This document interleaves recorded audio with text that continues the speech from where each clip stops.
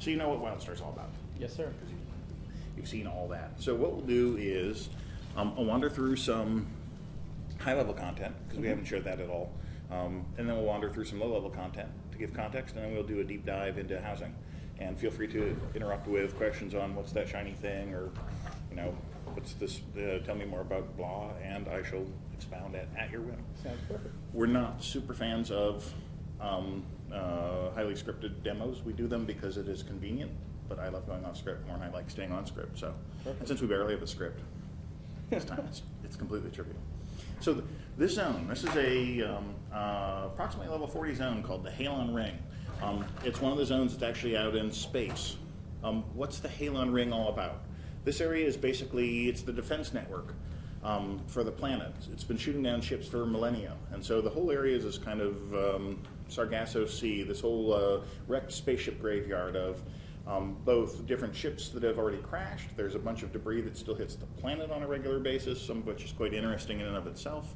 And as you know, we try to make every zone different. We try to do some things in each area to shake up zone fatigue so that you're not seeing the same crap for over and over and over again. We try to make it so as you move to different areas in the game, that there's radically different things affecting your play style. And so things that we've shown in the past is, you know, minefields or dynamic events or cage ships or dropping hordes of monsters all over the area. For this area, there's a couple different things. First of all, it's in space, so it's low gravity zone, which means effectively you get to super jump pretty much anywhere that you want. Which affects things like how you dodge in combat and how you sort of fight all the various monsters in the area. There's a wide variety of different creatures that on the space side, none of which have kind of been seen before. It's got its own set of dynamic events and different ways of interacting both with the terrain for fighting and also for how do you say, that make the environment itself interesting to fight in. As well as dynamic content, of course, because one of our waypoints is we'd like to make sure that as you go through an area multiple times, there's actually new stuff for you to do, like what a shocker. So we'll fly around and just sort of show a little bit about this. Every area is laden with path missions. We've talked paths in the past. Two of the main ones that you can play on the show floor right now, that's the Soldier, which is all about combat, so an extra 25-30% combat quests, public quests, missions, assassination, all that sort of great stuff. And Explorer, all sorts of hidden waypoints. Many zones have tunnel networks beneath them so that you can actually move around faster based on being an explorer, unlock hidden areas for your friends that are nearby you. Mike, going to pop over to the graveyard and we'll show some of that. And we'll do some combat and whatnot too in the area just to show all that action off. It's just another part of the zone. Here what we have is both, you'll notice in the distance different meteorites crashing down. These are different dynamic events, some of which are just like combat things to dodge while you're fighting, some of which is kind of more interesting space debris of various sorts to fight. Combat for us, we call it freeform targeting. Lots of AoE attacks, so fighting single monsters is interesting because they have different telegraphs that they're doing for you to dodge. If you want to kill them off, I know you're the wrong level for them. That's cool. Are you still able to tap target to isolate on You can tap target to isolate. Okay. What makes that interesting is when you're doing lots of AoE attacks, your goal there is to line up as many creatures at once in your AoEs to be able to do that. But we also want it to be latency resistant, so if you're doing PvP or that kind of stuff, it's frustrating if you have to run around and constantly try to line up and deal with lag. And so being able to have a focused target now means that you're trying to just sort of keep people in your range during your castrations, that kind of stuff. The space debris that's sort of crashing in the area here too is a variety of kinds. In this particular case, we occasionally get asked, sort of what makes WildStar. This vending machine here, are you fighting him, or we're co-creating our demo as we do it? Actually is amongst the enemies that you can face. So we have some big ass raid bosses and things to sort of fight and show and defeat and that kind of stuff. But we also, we don't take ourselves entirely seriously, and that comes through in pretty much everything that we do in the area. In this case now, nice attempt at a dodge. He's both throwing soda cans at you, spitting soda cans out of his front. The combat's different in these kinds of zones because it's both low friction on the ground, it's low gravity, and we try to vary up in each area as much as possible what's going on, whether that's a minefield to fight in, whether that's different environmental hazards to deal with, meteorites crashing down, that kind of stuff. And the overall goal is once you find a monster and you learn its patterns, then there's a learning process there, and we have a ton of different monsters of various sorts, but we want to make sure that it's actually interesting to fight over time as well. Mikey, I note that you are do you have someone else targeted? Yeah, I was keeping him a chance. Ah, I see. I'm sorry. I was noticing his health bar wasn't going down. I was trying to figure out exactly what was happening. He drank his energy drink. Oh, well, that'll do it as well. He pops out energy drinks for himself to do, and you see him go nom nom nom. That's what he's doing. He's consuming one of them. So take him on. We'll go check out some more of the zone and see some more interesting stuff. In space, no one can hear you kill vending machines. So now that we're out away from the main station, we actually have a Halon on, because otherwise this would be a low auction zone. We're playing right now as the Makari, the just announced race that we did in the last month. We announced the Draken, who's a sort of dragon-type creatures, and the Makari, who's sort of like giant robots. And what we'll do is feel free to wander about and kill whomever you feel like. We're just wandering through actual content right now. We're kicking off beta next month, and so we have something like, I haven't done a recent count, something like 150, 170 odd hours of content we're enabling over time for people to be able to play. We'll start out for the first few zones, a couple thousand people, and then we'll ramp up month after month after month thereafter. Do you have any special intention to try to group guilds or get certain guilds in, only for the sake of trying to make sure that you have enough people that will work together inherently? Yeah, that's exactly right. In part because we need to test out the Elder Game stuff more than anything else. We have a complete set of Elder Games that we're either working on or have various stages of completion, ranging from obviously high-end raiding, which we've been talking about recently, especially as, I don't know why games are moving away from raiding. I mean, raids, we consider raids to be both fun and also amongst the most challenging content. We're doing story updates where basically our lore guys move the story of the world along, and then we do, through beta, it'll be about 5-week updates of new stuff, new content, new lore rolling out. And really the goal is to ramp that up to be as fast as possible as we get near and post-launch to really just have a massive amount of content going on. Hey, Mike, you feel free to either pop over to a different area, or if you want to, let's go check out Crimson Island. Yeah, I'll pop over. Okay. What our goal there, so for the solo player, we like frequent updates. We like big, we have a big dynamic sort of public quest area where it's not just the same daily quest, but you're unlocking different things over time. So there's a whole different suite of content that comes online. For coordinated PvE, then we have dynamic raiding, so that we're going to try to vary up as much as possible on a week-to-week basis our raid content, and then give and have weekly competitions for who can do the best, do it the fastest, achieve the various sub-objectives of it, so that there is something to compete for on a weekly basis, not just when a new raid comes out, but there's actually rewards behind doing this raid faster this week. So here's an example of, and then also war plots, of course, for PvP. So, and the general concept there is basically let people buy a battleground, modify it themselves, and then fight sort of battleground against battleground. So even in our sort of like prototype tests that we've done in the office, it's pretty damn cool, because it's nice having all the same ownership that you get at your house, you get with your character, but taking that to a battleground level and then having a war plot that you level up over time and fight it's cool, because you get to invest in it and then you get to play in it, which is a nice combo. Hey, Mike, you can look up the shield real quick. So here's an example of low-level content. This is a level 3 through 6 zone. All the time what we're trying to do is sort of reinforce the science fiction and the fantasy elements of the game, and make sure that we're giving you cool big stuff to do, even at, in this case, level 3. You're like a saboteur who's infiltrated this island, and you've got to bring down the shield that's preventing the rest of your army from attacking. So right off the bat, you get sort of big missions and big stuff to do. And you can see the same elements that you deal with later at level 50 with a minefield to fight in, which is interesting because it can damage you, or you can use it to help you against monsters. The same combat principles hold, so that even in your first couple of fights, you're seeing monsters that do telegraphs. You're seeing a wide variety of monsters through the zone. We're kind of sick of getting bored during the leveling process, and so we've tried to make both combat have a lot of variety fight to fight, even with the same kinds of monsters, because you're doing it in different environments where now you can use a landmine to, hey, nice timing, to help you on it.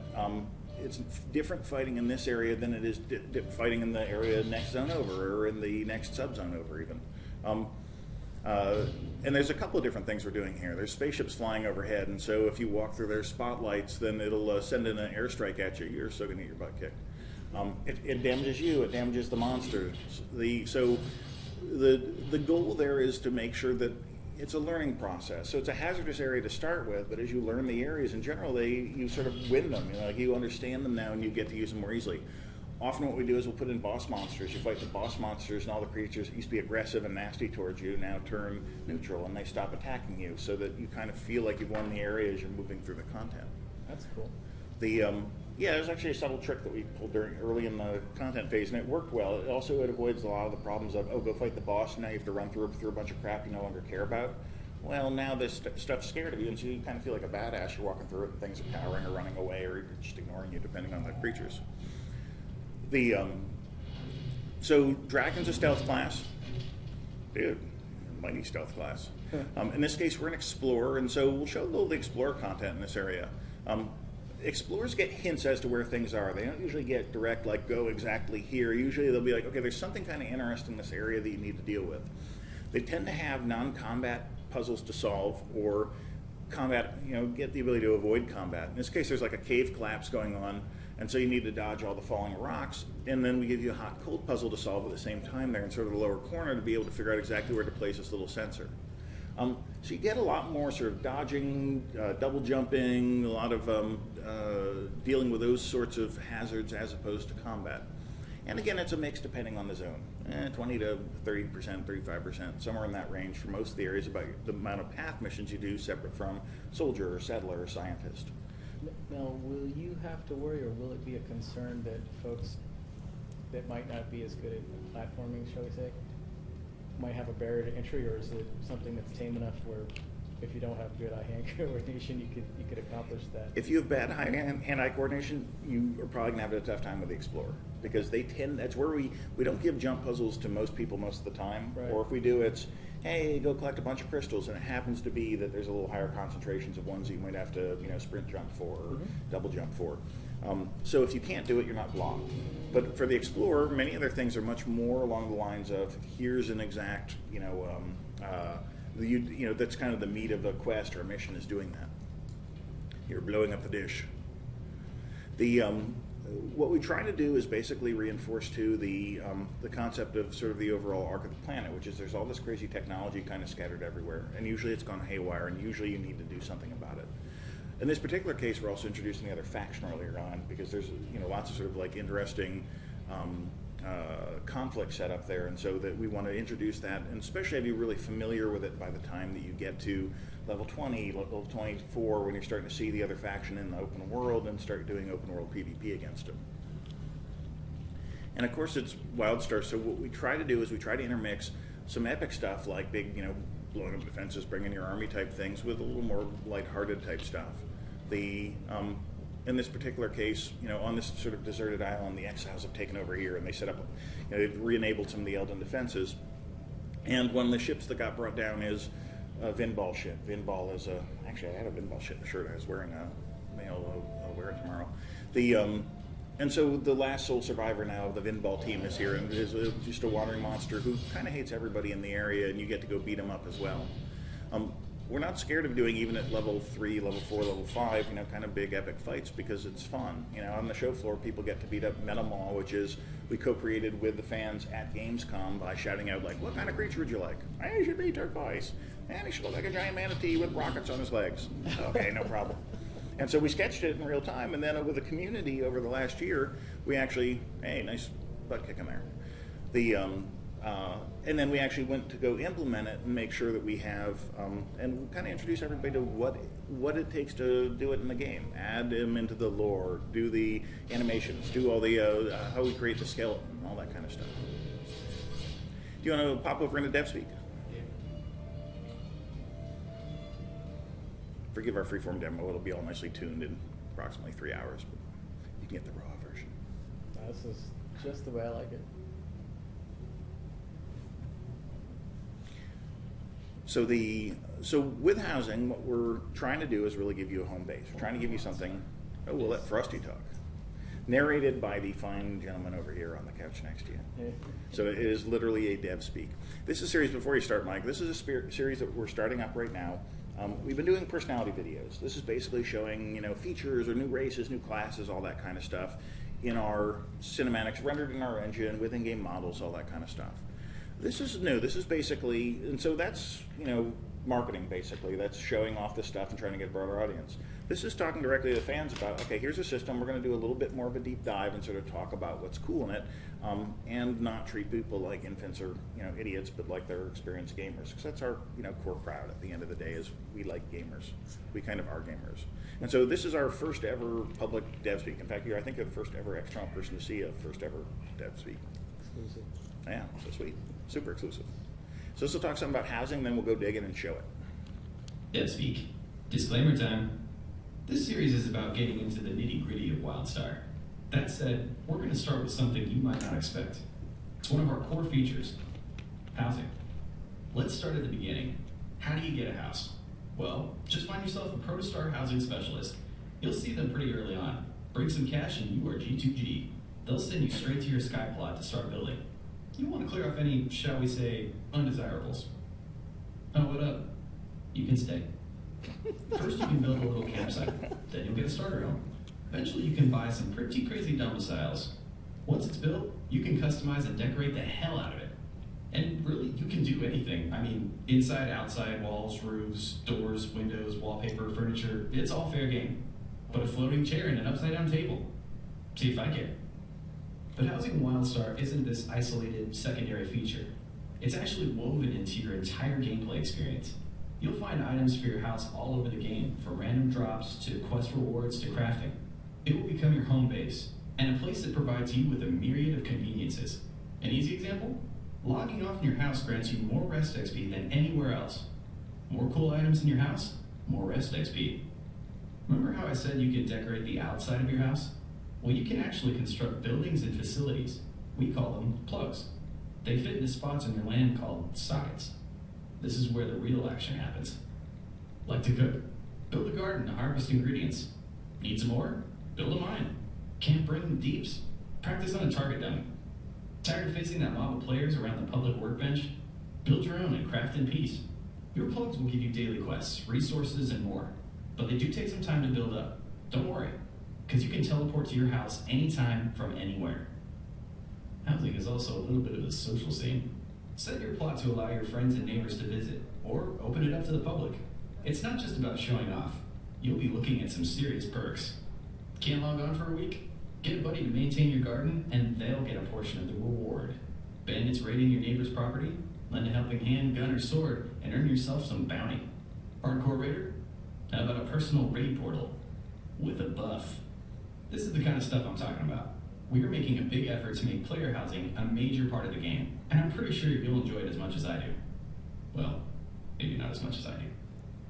This is only the tip of the iceberg for housing, but that's all I can show you for now. If you want more info, you can hit us up here or here. Remember, the devs are listening. All right, I've just been blown away. I give.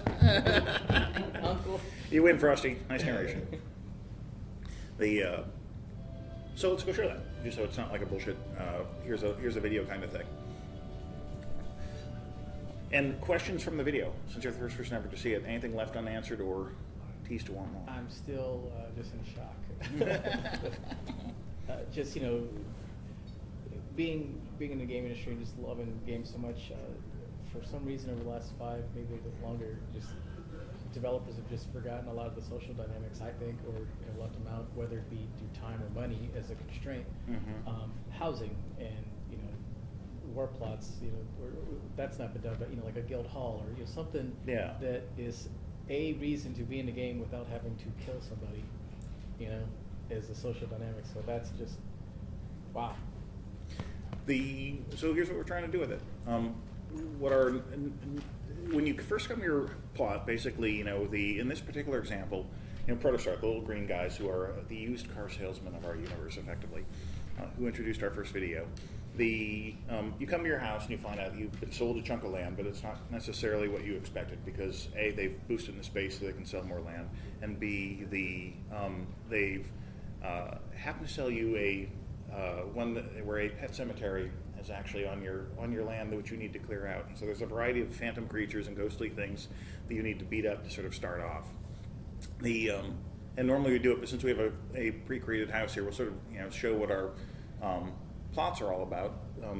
Because our goal with having them in the sky is in part to make them mobile, so that you can actually over time hopefully move them about a bit.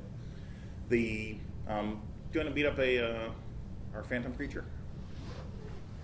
Pretty much everything here is stuff that we've put out that we've taken one of our artists build up a house, put things on plugs. When we did our first housing test, we were around 100 employees at the time, and we we basically let everybody go nuts and just place whatever they wanted, put everything in the vendor for like 1 copper piece. And we found a bug because an hour into the test, because even with 100 of us, we placed 64,000 objects in the first hour of the test, and we had a bug when our 64,000th object was placed.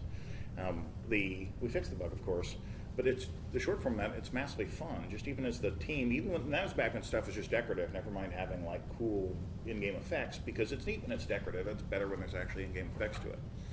Do you want to beat up our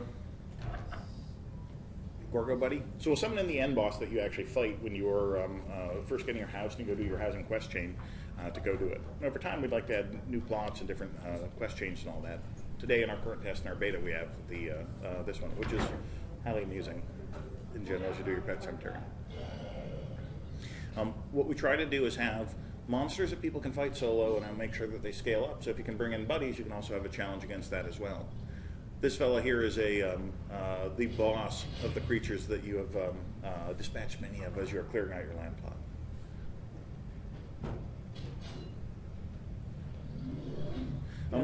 Now you're speaking about buddies. Is there some kind of buddy system? So let's say I'm level, and I don't know what your level cap is, but sake of argument, like I'm level 30, my buddy's level 10, and we want to group together. Is there something where you can do that without screwing each other out of XP? Not we've talked about it publicly, but our lead system designer was one of the lead designers on City Heroes. Actually, I was the executive producer for City Heroes, which had the side-kicking system. Yes. And so we're experimenting around with a couple different variants of that because it's fun when you can play with your buddy, and it's not a trivial experience of you're killing everything and they get nothing. Right. So we actually have a couple of variants of that tied into make PvP interesting, to make dungeon grouping interesting, that kind of thing. And so we haven't talked much about the details of that publicly, but we love the concept. All right, so I'll keep that out. To avoid any problems. And so with your house, what we try to do is basically let you go outside. You can place things on, you can place decorative items on certain hooks. We want to make it so that if there's a problem in UO, I was on Ultima Online too, so I can talk about problems with the UO. In UO, housing people would put so much stuff outside their house, it would slow down everybody's frame rate so that you would get slower and slower as you move towards their house, and then they would kill you and take all of your stuff. And so we don't like things like that. So we have kind of a hook system outside where we let you attach things to certain spots, like that giant watch that he's placing, or other things. And that's both on the side of your house and also on the ground. So it's like a governing mechanism to control the amount of assets that get placed out there. Yeah, we want you to be able to go pretty freeform actually, but we also want to make sure that it is palatable with and make sure we can handle multiple houses in an area, that kind of stuff over time. And so for stuff on the ground, similar kind of thing where there's hooks and you can place pretty much wherever you want, but it's governed so that you can to a few hundred objects as opposed to a few thousand. Once you're inside your house, you can place absolutely anything, absolutely anywhere, and just free place it. But for socializing, it's nice if there's sort of a limit in the outside areas. Pop on inside.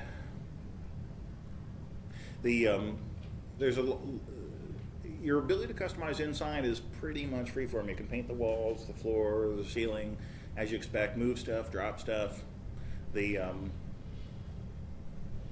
we're not interior decorators, and so we'll probably make this area uglier. Yeah, that's about the world's most hideous wallpaper. The with the goal of being, kind of free-form customization. The stuff, you can either buy some stuff through the vendors, and so you just have it here to be able to sort of buy it and place it at whim. The some stuff is dropped through quests. Some things are like, there's rare drops from the forest creatures to be able to get their heads to put up on your wall, or a rug to put on your ceiling in this case. You can scale things, drag them. They can have light sources attached, animations, quests associated with them. You name it. We can do all sorts of cool stuff with it. And also what's nice is that by dint of, we give you a bunch of base items, which is cool. Some of these things come with buffs associated with them. For instance, like you'll notice those 3 little buff symbols there. That's based on the ambiance of the area that you created. Different items basically have different benefits to the ambiance. It's the like different lighting features. There's comfort features, which is like comfortable furniture and that kind of stuff. Because we don't want to force you to place stuff just for placing stuff, but we also want to reward you with benefits for the rarer things that you can find and display. So there's not just bragging rights to them, but there's also in-game benefits to them. You're going for a hunting lodge. So in this case, a large treasure pile actually adds to the ambiance of the area. Or is there a different? Oh no, I'm sorry. It's there's a trophy benefit for placing trophies and that kind of stuff. And what's neat about this, of course, is it's a full physics system to it. They're all real objects. You can jump on them, stand on them, whatever the heck you want with them. We try to do sort of zero BS from both what we do with marketing, but also with just in the game. It's not that we can't do a fakery to make stuff cooler, but we try to have deep systems, and we try to have meaningful systems in the game as well. So you can stack stuff on stuff, different, the placing a table, placing flower pots upon it, stand on them, jump on them, all that sort of cool stuff. So let's go show stuff outside, unless you want to. Oh, actually, you can pop up a window. Those are cool. We've been starting to, as we make assets, we have I think the technical term is a crap ton of assets already to place in here. But try to make as many sort of interesting things as possible, do things in sets. So we have a spooky set that they've been working on, where like a haunted window, which comes with its own set of lighting and atmosphere that comes with it. We started experimenting with putting particulates in the room, so you can put like a fog system or this kind of thing. We really want to let players kind of go nuts with the different stuff they want to do.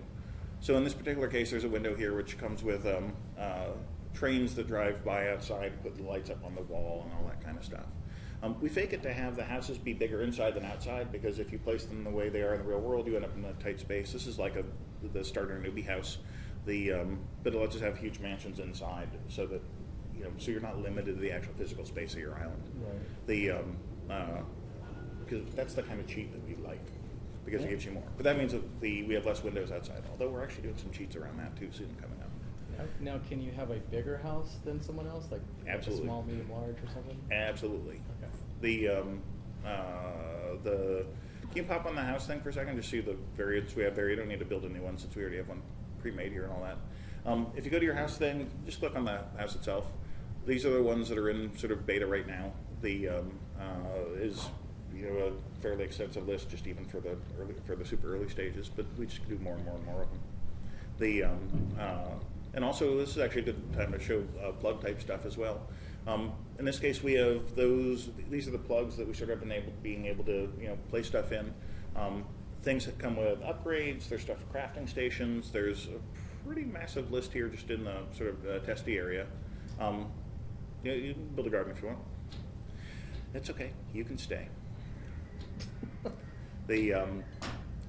What we try to do is have as many in-game benefits to it. Some things are just cosmetic, but where possible, we actually do different benefits to what's in there. We'll plug in the mood show, Mike. That works. The gardens are interesting because if you're a survivalist, then when you're out in the world, you see plants. You chop down the plants. Often you just get herbs like you normally would. Sometimes you get seeds. You come back, you plant the seeds, and inside the gardening system, some seeds also improve everything that's nearby them in a radius. Some things have rare spawns that can happen. What we try to do is have a lot of variance within it, so there's not like the optimal garden setup, but based on what you found, based on how lucky you got, based on everything might be in the area, you actually have your own unique thing to it, as opposed to go on the web and just find out here's the optimal selection of blah, blah, blah, blah, blah. Right, like, that's just, yeah, okay. So in this case, he's building a garden. He's actually making himself some seeds and that kind of stuff. And now he's typing in a cheat to make all the seeds grow faster, because normally they take hours to do. And so so now instead they will grow quite rapidly. With the harvesting, as with kind of everything else, what we'd like to do, the WildStar fashion is just make it be easy to do, but then have some depth to the system beyond it. So as his plants and things grow, the way that you harvest is just grab your sword and lop them down. And then what'll fly out of there is there's new seeds dropping. There can be the new actual plants themselves. There's occasional rare drops that can come out of all that sort of stuff. Because what we want to do is basically have your house be the place that you go to each night. You log off. That's why there's so much rest XP attached to it. That's where there's the common buffs, the ones that we've already implemented, or a lot of that is rest XP based. We want you to have an adventuring session, come back and then sort of invest the things that you've done from your last adventuring session, be able to log back on the next day and sort of reap the benefits of it.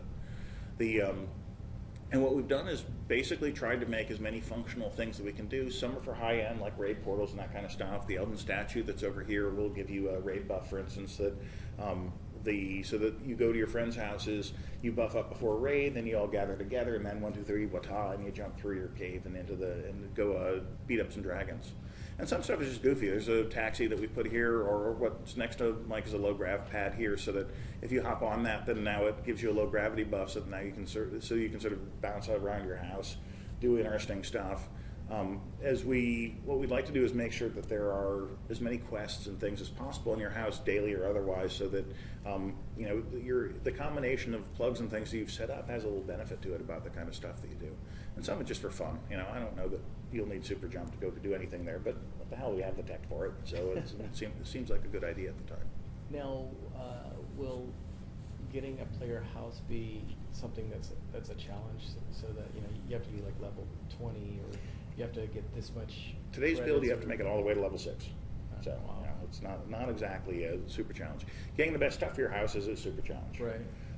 We probably, at the end of the day, we want as much as possible of your house to be things you earn during your adventuring career. You go on a raid, you kill the boss, use your survivalism skill or some other skill on it, be able to take the trophy of, here's the dragon head that you can go stick up in your wall afterwards, so your house feels like something you earned. Some stuff will be purchasable through just paying gold pieces and whatnot for it. Probably at some day, we'll do some MTX type goodness around some of it, but we're going to veer off of doing that wholesale, because it's more fun if you feel like you carved your spot in the world and kind of earned it, than it is about like, oh, look at what you spent, $5 for, or $1 for, or whatever. So we're going to err more on the side of that. The house looks cool at night, man. Oh, you're showing light sources probably too. And the goal for everything is it's both decorative, because it's fun just to decorate, but also as much as possible where we can put in functionality, we like functionality as well. How are we doing on time? Because I haven't checked into that. Sweet. So ask questions on anything. So how about UI customization? Will that be a function that's there day one, or something that comes in over time? Nope, it's function day 0. You kind of mentioned about like, oh hey, make sure we get raiding guilds and stuff early. One of the crowds that we're seeking out for even the first rounds of beta is modders, because whole interface is Lua moddable. Do you mind bringing up the interface? We actually have an interesting theory on this, and what that theory is that we shouldn't do stuff that we don't expose to the players, because there's lots of security when you do that. So these are the actual mods for every interface that's in the game that you see now, and they are all user modifiable. We don't reserve calls and that kind of stuff. Like, this is dev only and users can't use it. So if people want to modify anything at all in the user interface of the game, then they can. And it's on us. We've made sure the game design is such that you're not playing the UI in the game as often as you're playing what's actually going on in the game. That's kind of the goals between putting down all those telegraphs and that kind of stuff, is to be like, if you're in a raid, you can't really just be looking at the bar and going, hit 1 heal, hit 2 heal, and then you got 4 pixels in the middle of your screen around all the interfaces and crap. Mm-hmm. No, we want you running around the actual raid and having to, do a set of line heals. It's part of the reason we like big raid sizes, because it turns out formation gameplay is pretty fun when you have all these markers you can put on the ground and it's communication. If I hold down the key to say, hey, I'm doing this heal spell in this area, then it's up to the tanks to kind of run in there to, get ready for the heal that's coming on. So the healer has to pay attention. You have to have coordination so that we're all lined up, so we're doing spells in the same area, but it's like, okay, tanks form a line, tanks form a square, and then everybody casting their appropriate spells for it. We also like pushing responsibility on the individual players. Like, it's cooler if you place like a healing bucket or something like that, and then people can go run over and self-heal so that you can concentrate on maybe the main tank instead of the off tanks, that sort of stuff. Yeah, that's cool. And the goal of doing, a pretty extended beta is going to be making sure we get in high-end raiders to do that kind of stuff, and so that, because we think it's pretty damn awesome, and our high-end raiders and our groups like it, but it's got to meet the real world, and it's got to actually, be tuned and polished to make sure that, it's frickin' fun, which is kind of the end result. And we have all the right toys to play with as devs, because everything here that we can do to modify this world, for the housing that we're handing over to players is stuff that we then get to use to modify our world really rapidly post-launch. The phenomenon in China right now has been faster and faster update cycles, where some games started doing 2-month cycles of updates for big updates, then monthly cycles, and now some of them are on weekly cycles for content updates. You're seeing Guild Wars now go into Living World, which is basically, doing 2-week, and monthly substantial changes to the game. And why? Because it's frickin' fun to see your world change on a regular basis. Right. Going back and seeing the same level 1 playground you initially had, oh, that's so sweet, you're sitting by the fire. Anything else we have to do plug-wise, or are you... I was going to drop it to Derek and watch it. Okay, Darridon works too. The Darridon's another interesting zone. So this is a zone that's on the show floor, and so we'll show some of what sort of can't be done by walking about, or show some of the hidden stuff maybe too about what's up with all that. The goal with every zone is basically to have not just these unique elements of like, we want to get the sci-fi beats in, we want to get the fantasy beats in, we want to talk about the Elden, this is that race that disappeared and left all this crazy stuff that's gone haywire. We want to have those dynamic events, but what we like is stories that kind of tell themselves without having to wade through a ton of quest text or a ton of like blah blah backstory about what's going on. Sorry, is Chad? Oh, Chad's our narrative designer. He's our lore designer, so he probably likes the blah blah backstory stuff, since you're paid to generate it on a regular basis. So quickly on that, is it voice acted, all of that, or is that text based or a combo? So what we do is, for many of the major quests in an area, we actually do voice actors for them. It's the same ones who have been showing up in Exile and Dominion videos and all that kind of stuff. And we go for sort of like a very high personality feel to it. We like a little over the top where possible. In this particular case, this is the newbie area for the Draken, and they consider themselves to be badasses. They came here because they think the toughest stuff in the planet is here, and they want to go beat it up. And so in their newbie area, they're like, this isn't challenging enough for our newbies, and so they have cage ships full of monsters that they're dropping in to be with a tougher and tougher stuff, and we get one. Cool. They're dynamic, so it's actually kind of lucky that one was there for us to see, just as I said that. They're dropping cages full of tougher and tougher monsters in the area, and so you got to keep an eye out for, both in the air, but also get a telegraph on the ground saying, oh, hey, a cage is going to be dropped here. It drops. It's full of tougher monsters. Tougher monsters have better rewards, and so there's a little bit of up and down in the area for, seeing stuff that you wouldn't normally expect in like a savannah zone, getting airdropped in because they've just found tough creatures from all the different zones. I don't know. I don't think we have the voice stuff in this build. I think we actually have it in the next build that's coming up. Are the mobs color coordinated, so like a purple's something that I'll never be able to fight? What we do is, if it's 4 or 5 levels higher than you, then it gets a little skull over its head, so that okay, this thing is probably going to wreck you. And you'll see in various areas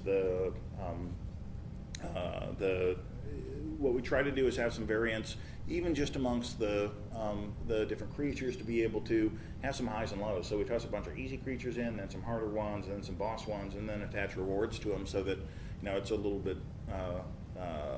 you feel like when you fought a tougher creature, there's actually a win to it. We give a lot of quests by the cell phone. We do a couple guys with exclamation points over their head, but it's more fun if you're wandering around an area and find stuff. We're a soldier now, and so he has a weapon testing quest where he's tossing grenades basically, and if you toss one to the monkey in particular, the monkey thinks it's a coconut, and so will bang it on the ground, helping you out on your quest a little bit. And so we try to get personality in both from the kinds of quests you do. You know, we strap explosives to the back of a rhinoceros, and you got to go wander it around and try to blow up poachers. To the individual NPCs themselves, to what they're doing in the world. You know, it's kind of key to us to sort of, you know, both have a game where there's a serious element to it, but it also doesn't take itself entirely seriously. Mike, you have no idea you're wandering to, so. I'm just flying around lost costume. I know, that's allowable too. So this is the content that's available on the show floor. Stuff that people probably won't bump into in this sort of time frame is we have for 2 different paths enabled here in the zone. We have the soldier. They get things like those weapon testing things. They get assassination missions. In this case, this is a holdout. Holdouts are public quests where basically you get swarms of monsters. You get more monsters depending on what actually, how many other players are in the area. And then this usually leads up to sort of bigger and bigger and tougher monsters over the course of it.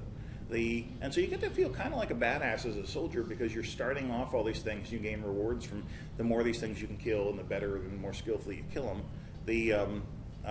But beyond that, the more people come over, even people from different paths, all help each other. So if you help someone else, if you help an explorer do a path mission, awesome, you get soldier XP. Just for helping them out with that. If you help a soldier doing his public quest, awesome. You'll get your path XP for helping them do their path challenge.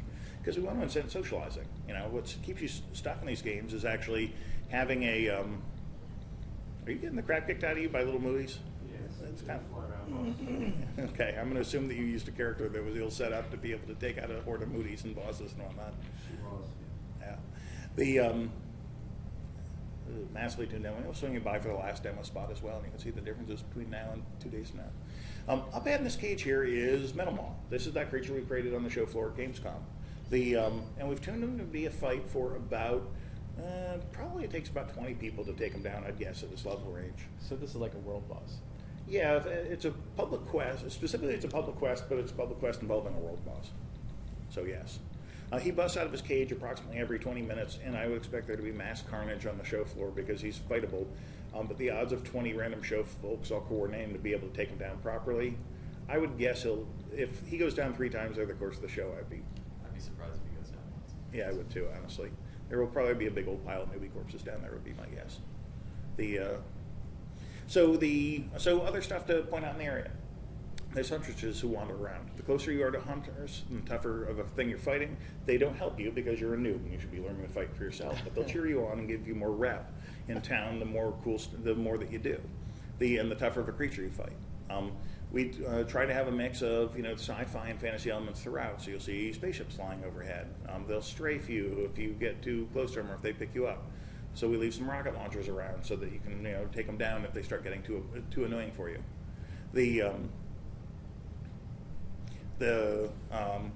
There's all sorts of hidden areas throughout here. We like content that either we only give explorers pointers to sort of say, oh hey, there's something cool over here, or there's no pointers at all because the world feels much more alive if you feel like you're the first person to discover something.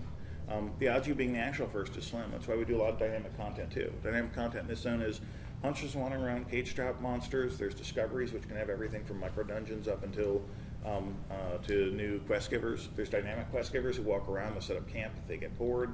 There's poachers who get bored and establish camps for themselves with different prisoners, for instance, or giving different spawns nearby. We try to have the whole area feel coherent on your first playthrough, like sort of theme parky style. But we don't want you getting bored with stuff over time, and so what we try to do is make it so that your second and third playthroughs will be interesting as well.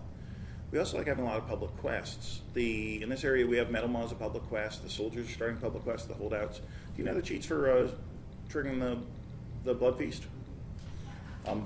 As you find different monsters in the area, you kill them. They drop skulls. The bigger the monster, the bigger the skull. And then you place them here on the skull pile. And as people in the area place around 50 or so different skulls down, then it starts a new public event where priests come out and the sky turns red and they start blessing everybody in the area to give everybody buffs.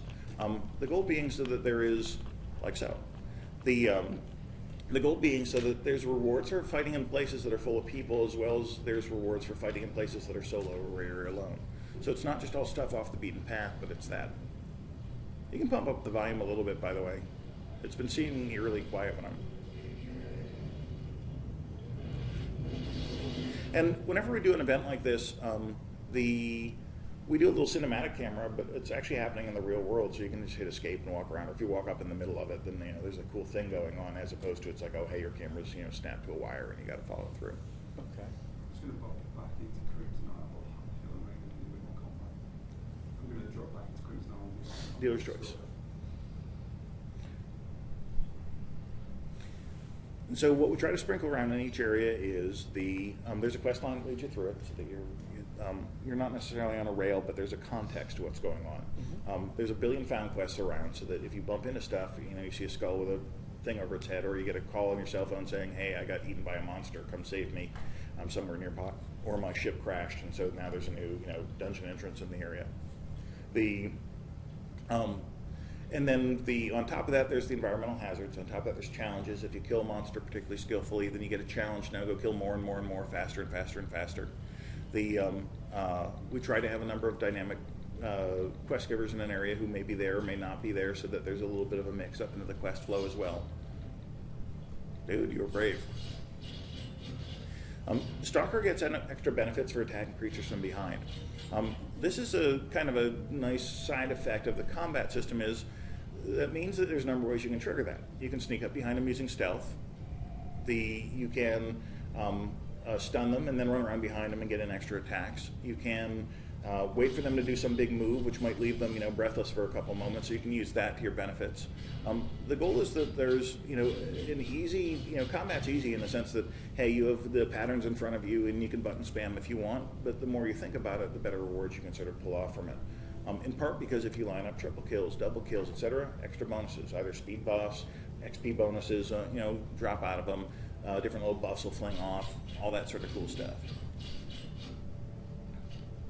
I have no idea what you're going to do or what you're going to show, so I have no idea what to talk to. Well, it's also an exile area, so if you look to the left, there's a giant base, basically, where the exiles have kind of landed. The whole reason you're here is to take those guys out, so it's more faction on faction. So ask questions on anything. So right now, when he's hitting the whole entire group, essentially that's one big hitbox in the area. He doesn't have to worry about, I'm targeted on this guy, and even though I'm swinging through him, I'm not going to hit the other folks. It's going to basically be the hitbox of anything that's in that range. Yeah, can you just hit any spell and just hold down the button to see the telegraph? So when you, the blue area is the area that his current spell is going to be hitting. And so what it's doing is basically doing an AoE in that. And depending on the individual spell, sometimes it does more damage to your actual target, and this is the splash damage it's doing around it. Some things are specifically targeted, so it's like where you target the guy and then you do an attack on him. Over time, we've mixed in fewer and fewer of those because it feels weird to go sort of back and forth between AoE and targeted spells, and sometimes you'll find you have the wrong guy targeted because you weren't paying attention. And so we've erred on the side over time of doing more like, okay, here's the cone in front of you. If somebody wanders into your area, they're going to get attacked by it too, and now you may get extra mobs. Often the mobs have factions such that if you can actually have a mob that's going to have some big telegraph and do a big AoE attack, you lure another monster in the area, and now they'll get aggroed and start damaging each other to help you off in the fight. You see a ton of that in Daradun, actually, where there are druids. Druids will join, if they see any monster packs, they'll dynamically join the monster pack and start healing them and buffing them. But they hate poachers, and so if they see any poachers, they'll start attacking the poachers. The cage drop monsters hate everybody because they just got put in a cage and dropped here, and so they'll fight any damn thing in the area. And so you can be fighting and then see this big telegraph dropping over you because you're about to get a cage dropped in your head. You dodge out of it, hopefully damage the monster by having the cage dropped on it. And if not, now there's an aggro creature. Is it going to attack you or the monster that you were fighting? Well, depending how you lure it and sort of position yourself, you can have it either help you or it can kick the crap out of you. We want to have these kind of skilled elements so that most people played MMOs before, and so we don't want them to feel bored even in low-level combat. Right. So if you want to dig in and get all that complexity, you can, because it's a blast when I'm a scientist, and so I see some monsters that are irradiated and I start scanning them. And then there's a huntress nearby, and so now I can scan this irradiated creature near a huntress and get extra benefits of reputation for it. Oh, there's a second huntress, I'll bounce over there. Oh, now there's a cage drop happening. Oh, can I get that monster in between both huntresses for like extra mega benefits? that add up is very consuming. I mean, it's sort of, I don't know if it ever goes on the box as a feature or whatever, but Right. in practice, as you find out all that stuff, it's very compelling. Like I played through level 6 content. I've played every freaking MMO ever, and you have a good time with it. And you sort of, you get sucked into trying to do all this stuff at the same time. Oh, there's a time challenge on top of all this. Can I pull that off while pulling off all these other things? But as a new player, our sort of mission as we go through beta and this process is making sure having all that happening at once isn't overwhelming to the new players, because we like them too. We want them to be playing us for a long time. You tend to love your first MMO that you ever play, and so we want to be a good MMO for people's first times as well. So if you just do things one at a time, awesome, it's easy. You don't need to worry about too many min-maxing challenges, all that kind of stuff. You can do just your quest line, or you see a challenge and you just do the challenge or the path thing or all the stuff that an expert would overlap. Just tack them one at a time and try to keep it from being overwhelming. We're trying to hit a sweet spot where there's enough for the experienced players, and then not enough for the not so much that we completely blow away the noobs. You're Beastmaster, as you know. He's in the cheat mode where monsters want to attack him. A question, I guess, about the war plots. So how is it that, I guess, a group would get their plot next to another group's plot? I mean, are they mobile? Are they instance? Do they agree that they'll, So we haven't talked war plots, and we'll do a deep dive on them in a couple months or so. Okay. But here's the real short form answer: is that the dynamic content for us is built on sockets and plugs, and so your war plot is a socket. And so we can fit it into any plug we want. So putting maps where you can now socket in your entire fortress is quite easy for us. And so in general, it'll be how do you say it? A queued match, either where you send someone out, or do a finder for it, and then your warplots get plugged into a map next to each other. Now it's time to try to destroy the enemy's base while you're fighting. So then, very important, I guess, if you're going to queue, will you be able to do pre-mates for your queue? Oh, hell yes. Okay. Warplots are pretty much all pre-made because there's a persistent fortress there. Right. And so that has to be something that it's like a huge arena group, where it's a persistent group. It has to be that way. Otherwise, you'd be at the mercy of who's the 18 people trying to compete to have their warplot. This is like coordinated guild versus guild, only level cap, high-end elder PvP.